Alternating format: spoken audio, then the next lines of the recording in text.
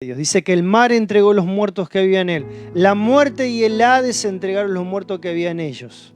¿Sí? Tremendo esto. Dice, y fueron juzgados. Todas estas personas, dice que fueron juzgadas según sus obras. Un abrazo bien grande también para Laura Ana Gómez. Que Dios te bendiga ricamente y bienvenida también al programa. Por eso tan importante, hermano y hermana, amigo y amiga, que tú y yo busquemos a Dios. Busca a Dios con todo tu corazón. Cree en Jesucristo, cree en el Evangelio. Dale tu corazón al Salvador. Él vino a este mundo hace más de 2000 años para dar la vida por la humanidad. Por eso dice claramente uno de los versículos más famosos de toda la Biblia, porque de tal manera amó Dios al mundo, a la humanidad, Juan 3:16, que dio a su único Hijo, para que todo aquel que en Él cree, escuche bien, preste atención, no se pierda, sino que tenga la vida eterna. ¿Por qué vino Jesús a este mundo y a sacrificarse por la humanidad, muriendo en una cruz y derramando su sangre? Porque la humanidad estaba perdida. Por eso dice, para que todo aquel que en Él cree no se pierda, sino que tenga la vida eterna. Cuando habla de perderse, ¿a qué se está refiriendo? Se está refiriendo claramente a lo que estamos leyendo aquí en Apocalipsis capítulo 20, verso 12 y verso 13. Se está refiriendo a que habrá un juicio final. Se está refiriendo a que un día tú y yo vamos a tener que presentarnos delante del trono de Dios, delante del juicio de Dios. Y ahí el Señor nos va a juzgar. Claro que en este caso particular es el juicio del gran trono blanco, es un juicio para condenación, pero nosotros los cristianos, los que somos hijos del Señor, también vamos a pasar por un tribunal. Y en ese tribunal vamos a ser juzgados, por supuesto, según las obras que tú y yo hayamos hecho. Si hicimos las obras en Cristo, en Dios, para bien, amamos a Dios, servimos a Dios, cuando pecamos, cuando nos equivocamos, nos arrepentimos de corazón, nos lavamos, nos limpiamos en la sangre de Cristo, como dice claramente la Biblia en el libro de Primera de Juan, capítulo 1, versículo 8 y 9, si confesamos nuestros pecados, Él es fiel y justo para perdonar nuestros pecados y limpiarnos también de toda maldad. Pero tenemos que confesar para ser perdonados y para ser limpiados. Por eso, hermano y hermana, tú y yo tenemos que servir a Dios con todo el corazón y no tener que pasar por este juicio del gran trono blanco. Y sigue diciendo el versículo número 14, y la muerte y el Hades fueron lanzados al lago de fuego. Esta es la segunda muerte, o esta es la muerte segunda. Wow, aquí en este versículo hay una riqueza realmente extraordinaria. Primero que nada, dice que la muerte y el Hades fueron lanzadas al lago de fuego. Hay una diferencia entre el Hades, allí lo tenemos, el 14 específicamente. La muerte y el Hades dice que fueron lanzados al lago de fuego.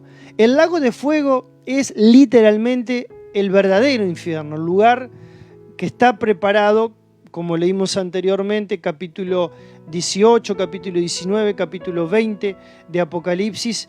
El anticristo y el falso profeta serán los primeros habitantes del lago de fuego.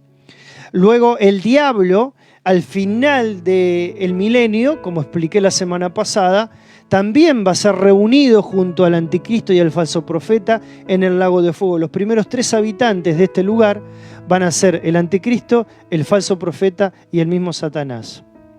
Pero tristemente, luego más adelante, muchas personas que han rechazado a Cristo, que han rechazado el Evangelio, que han rechazado la fe, que nosotros los aleluya, los cristianos, le predicamos, le hablamos del amor del Señor, le decimos, entrega tu corazón a Cristo, sálvate, deja el orgullo de lado, deja el pecado de lado, vive para Cristo, vive para el Señor, vive para su reino, para hacer su voluntad, para agradarle a Él. Se ríen, se mofan, se burlan, son indiferentes, no les interesan, dicen ahora no, más adelante, tal vez algún día. Y va pasando el tiempo, los años, y nosotros no tenemos la seguridad de la vida en esta tierra porque no sabemos cuándo nos vamos a ir de este mundo. Y tristemente muchísimas personas se perderán eternamente. Y dice la palabra de Dios que van a ser lanzadas también al lago de fuego. Pero aquí me llama la atención una parte del versículo 14 muy interesante que dice: esta es la segunda muerte.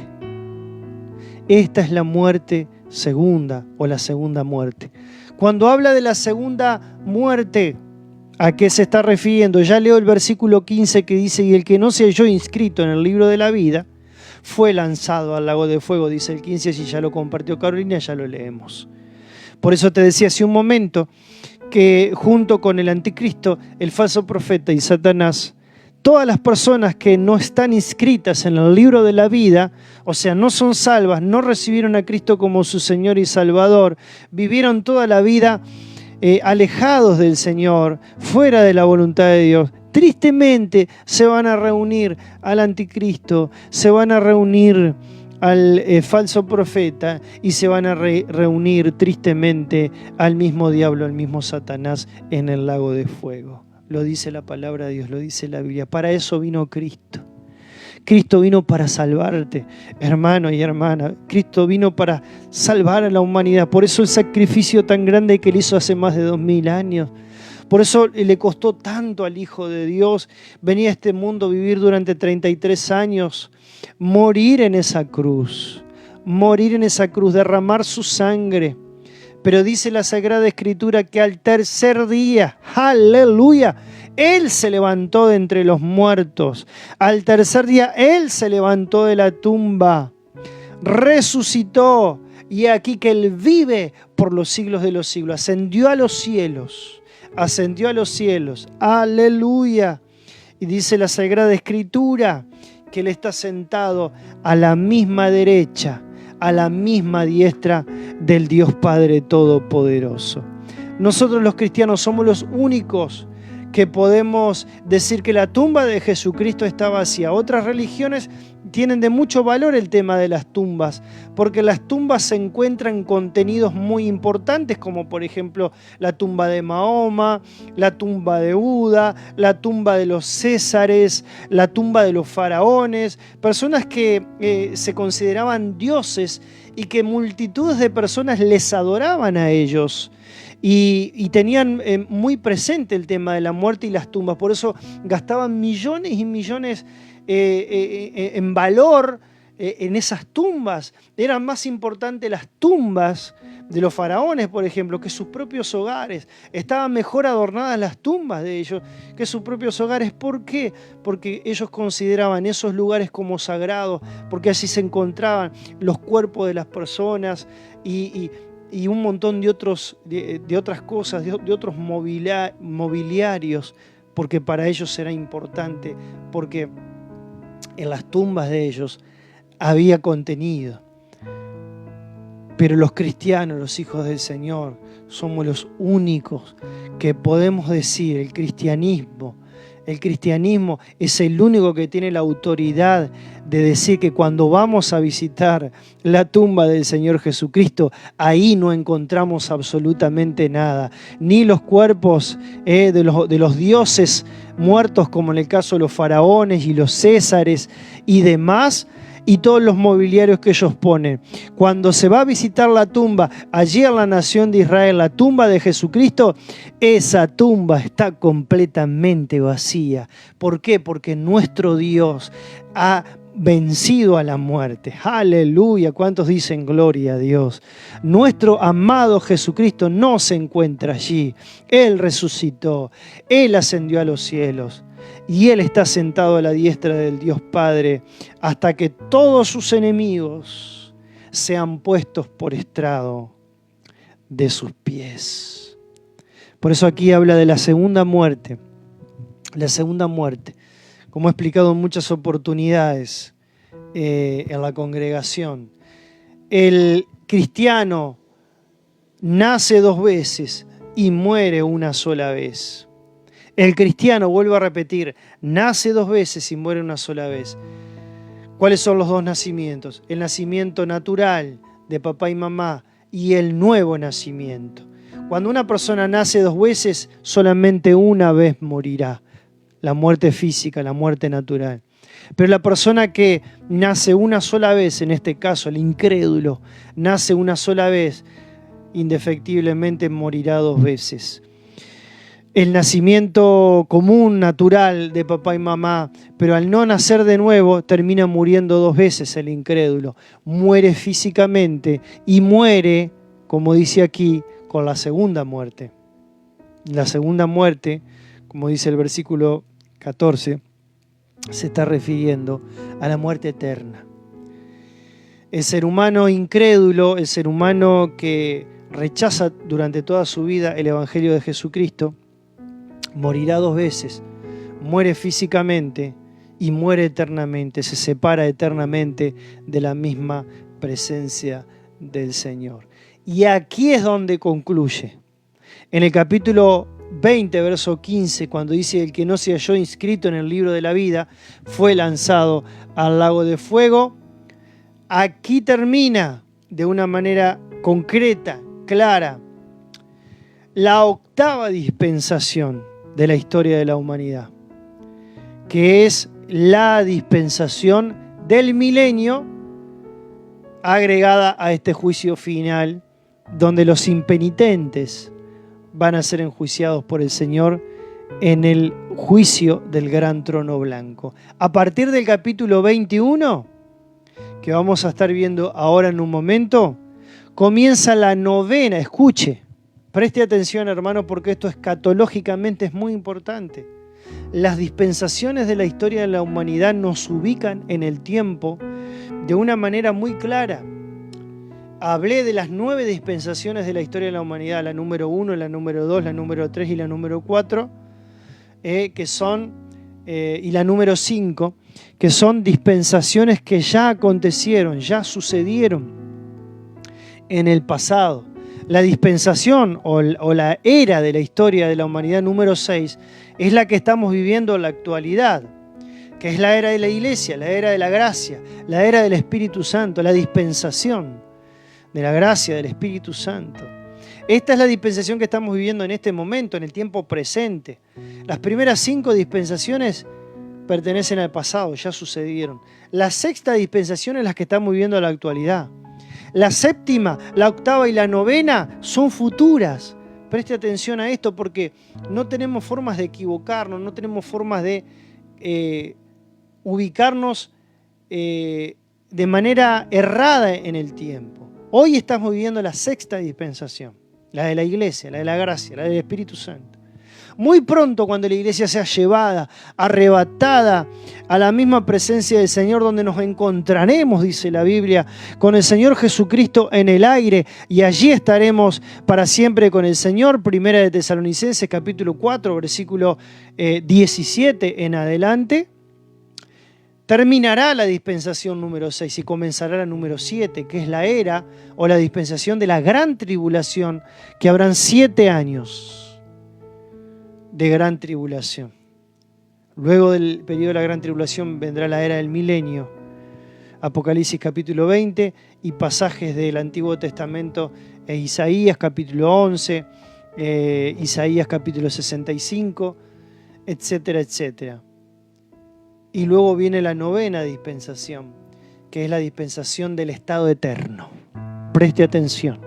La última dispensación, la 9ª, que es la dispensación del estado eterno, donde usted va a encontrar en su Biblia un título que dice cielo nuevo y tierra nueva. Cielo nuevo y tierra nueva. Y dice el capítulo 21, aquí nos adentramos a la dispensación del estado eterno. Vi un cielo nuevo y una tierra nueva, porque el primer cielo y la primera tierra pasaron, dice la Escritura, y el mar ya no existía más. Ahí está el versículo. La dispensación del milenio se diferencia a la dispensación del estado eterno. ¿En qué sentido? En que la dispensación del milenio, si bien será un paraíso restaurado, como ya lo he explicado en varias oportunidades, es algo que tiene un principio y tiene un fin.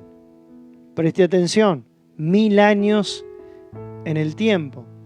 Pero cuando hablamos del cielo nuevo y la nueva tierra, dice, porque el primer cielo y la primera tierra pasaron y el mar ya no existía más, se está refiriendo a un estado completamente diferente al estado del milenio. Será algo completamente definitivo. Recuerde que en el capítulo 20 el diablo va a ser lanzado al lago de fuego. Ya no va a haber chance para él, ya no va a haber posibilidad para él, ya no va a haber oportunidad para él de hacer absolutamente nada. Recuerde que en el milenio el diablo fue atado, pero después fue suelto. Aquí ya no va a tener más oportunidad, porque vendrá un cielo nuevo y vendrá una tierra nueva, completamente nueva, y ahí sí, en esta última dispensación, viviremos eternamente felices, gozosos, alegres, para siempre en la presencia de nuestro Dios. Y sigue diciendo el versículo número 2, y yo, Juan, vi la santa ciudad, la nueva Jerusalén, descender del cielo de Dios, dispuesta como una esposa ataviada para su marido. ¡Wow!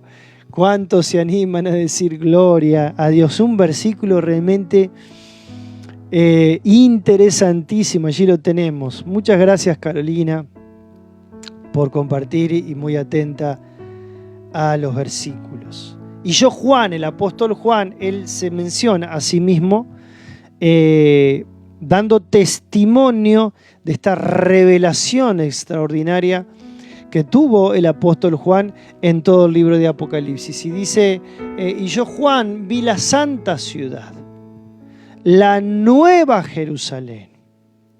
Dice, descender del cielo de Dios, dispuesta como una esposa ataviada para su marido. Me encantó una ilustración muy gráfica que dio un erudito bíblico sobre lo que es la ciudad de Jerusalén, o sea, la ciudad de la nueva Jerusalén.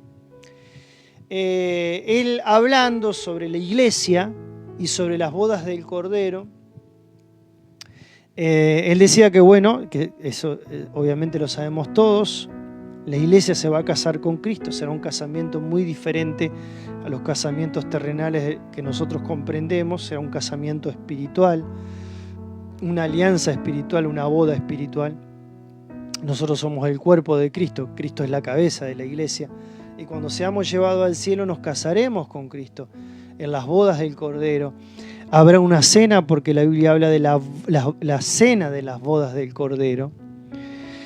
Y en un matrimonio, lógicamente, hay ciertos detallecitos en un casamiento, como por ejemplo el vestido de la novia. El vestido de la novia, por lo general, es un vestido blanco, ¿sí? O por lo menos en el aspecto tradicional, las damas, cuando se van a casar con su amado esposo, lo hacen con un vestido blanco, con un vestido bien blanco y bien resplandeciente. La Biblia habla de que la esposa, la iglesia del Señor Jesucristo, se viste de lino fino. Y ese lino fino, dice la Escritura, que son las acciones justas del pueblo de Dios. Las acciones justas de los santos, dice la palabra de Dios. Lavados en la sangre del Cordero, limpiados en la sangre del Hijo de Dios, del Rey de Reyes y del Señor de Señores. Pero también, y este detalle es realmente muy interesante, en una boda hay anillos, tanto de la esposa para con el esposo y del esposo para con la esposa.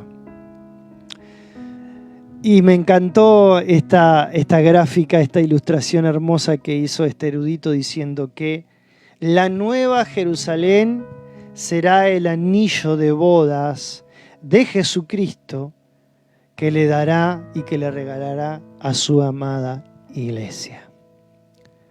una ciudad hermosa, que los versículos más adelante que vamos a estar tocando en los siguientes programas de No Todo Está Perdido, eventos futuros, voy a estar hablando más en detalle las particularidades, las particularidades que tiene la ciudad santa, la Nueva Jerusalén, las medidas, atención, las medidas de la Nueva Jerusalén, lo grande que será esa ciudad, lo hermosa que será esa ciudad, el contenido que tendrá esa maravillosa ciudad. Pero me encantó esta ilustración.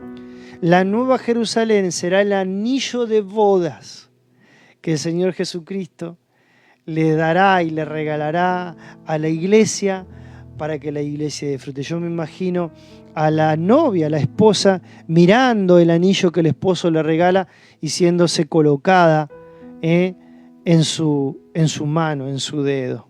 Cuando Cristo haga esto, lo hará con nosotros y nos entregará el anillo de boda. Y ese anillo será nada más y nada menos que la Nueva Jerusalén, para que tú y yo la podamos disfrutar. Por eso el Señor Jesucristo en una oportunidad dijo: creen en Dios, y con esto voy concluyendo. Crean también en mí, dijo Jesús. Y preste atención a lo que Él dijo: en la casa de mi Padre muchas moradas hay. Aleluya. En la casa de mi Padre hay una traducción que me encanta, creo que es la Nueva Traducción Viviente, Juan capítulo 14, verso 1, 2 y 3. Creo que es la Nueva Traducción Viviente o la traducción lenguaje actual, que cuando Jesús dice: en la casa de mi Padre muchas moradas hay, la palabra morada se traduce como mansiones. Y se dice de esta manera: Jesús dijo: creéis en Dios, crean también en mí. En la casa de mi Padre muchas mansiones hay. ¡Aleluya! ¿Cuántos dicen gloria a Dios? En la casa de mi Padre muchas mansiones hay. Si así no fuera, dijo Jesús, yo se los hubiera dicho. Yo se los hubiera dicho. Él dijo eso estando aquí en la tierra todavía hace más de 2000 años antes de morir en la cruz. Y Él dijo: si así no fuera, yo se los hubiera dicho. Voy, dijo, pues, a preparar lugar para ustedes. Preste atención a esto que dice Juan 14, 1, 2 y 3. Voy, pues, ya estaba Él profetizando que iba a morir, iba a resucitar, iba a ascender al cielo, iba a estar a la diestra de Dios. Pero ahí no se iba a quedar quieto el Señor. Dijo: voy a prepararles ese lugar. ¡Aleluya!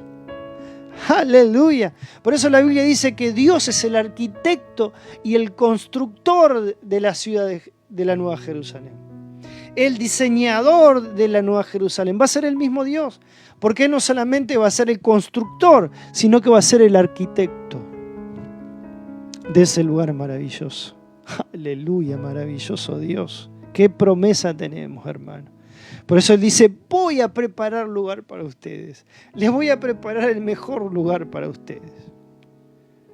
Y lo que más me encanta de ese versículo, y creo que lo más importante de todo para nosotros, es no el hecho de que le voy a preparar lugar para ustedes, sino lo que dice después: para que donde yo esté, aleluya, ustedes también estén. Para que donde yo esté, dijo Jesús, bendito Dios, ustedes también estén. Lo más hermoso de la Nueva Jerusalén no será las calles de oro, no será el mar de cristal, no serán las puertas de perla, no serán las columnas, los muros, el río que va a estar en medio de la calle de la ciudad, los árboles, la vegetación, la belleza de esa ciudad maravillosa. Lo más importante y lo más hermoso de esa ciudad no va a ser la ciudad en sí. Lo más hermoso de esa ciudad es quién va a habitar en esa ciudad. Nuestro amado, nuestro precioso, nuestro rey, nuestro príncipe de paz, nuestro precioso Señor Jesucristo. Porque esa ciudad sin Cristo no sería una ciudad para que tú y yo la podamos disfrutar. Vamos a disfrutar de la Nueva Jerusalén porque Cristo estará presente en ese lugar. Y no nos va a deslumbrar, no nos va a deslumbrar. Bendito sea el nombre del Señor. No nos va a deslumbrar las calles de oro, el mar de cristal y las puertas de perla. Lo que nos va a deslumbrar es la presencia de la persona de Jesucristo. Allí está, qué bueno, Carolina, lo que hiciste. Allí está el versículo, dice, no dejen que el corazón les llene de angustia. Confíen en Dios y confíen también en mí. Dice Jesús, en el hogar de mi Padre hay lugar más que suficiente. Es otra versión, no sé qué versión es, pero una versión preciosa. Si no fuera así, ¿acaso habría dicho que voy a prepararles un lugar? Cuando todo esté listo, volveré para llevarlos, para que siempre estén conmigo donde yo estoy. Aleluya. Alabado sea el nombre de nuestro Señor. Es otra versión de la Biblia. Hay una versión que habla de mansiones, literalmente, pero esta es una versión preciosa también, que nos habla de esa promesa maravillosa, la Nueva Traducción Viviente. Entonces es otra versión, creo que es el lenguaje actual o después la voy a buscar bien. Pero gracias por el aporte, Carolina, porque enriquece esto, la promesa maravillosa que el Señor nos ha hecho a todos nosotros. Y aquí está manifestado en la Nueva Jerusalén. Está manifestado en la Nueva Jerusalén. No encontró, dice, la de mansiones. Debe ser otra versión, tal vez la Dios habla hoy. Pero después la voy a buscar y la semana que viene la vamos a compartir. ¿Sí? Hay una versión que dice mansiones. Y aquí está el versículo 2. Juan dice, yo vi la santa ciudad, la Nueva Jerusalén, descender del cielo de Dios dispuesta como una esposa ataviada para su marido.